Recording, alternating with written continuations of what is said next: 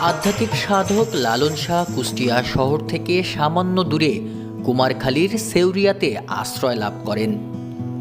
1890 সালের 17 অক্টোবর শুক্রবার ভোর 5টার সময় তিনি শেষ নিঃশ্বাস ত্যাগ করেন। মৃত্যুর পর তার সমাধিস্থলে আখড়া গড়ে ওঠে।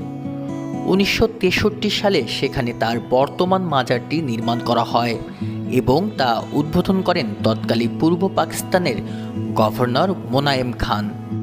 2004 সালে সেখানে আধুনিক মানের অডিটোরিয়াম সহ একাডেমিক ভবন নির্মাণ করা হয়।